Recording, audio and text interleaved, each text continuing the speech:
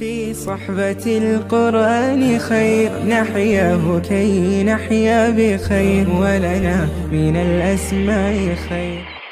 أعوذ بالله من الشيطان الرجيم.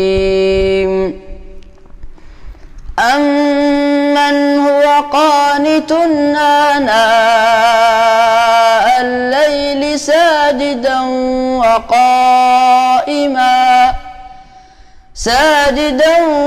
وقائما يحذر الآخرة ويرجو رحمة ربه. قل هل يستوي الذين يعلمون والذين لا يعلمون؟ إنما يتذكر أولو الألباب.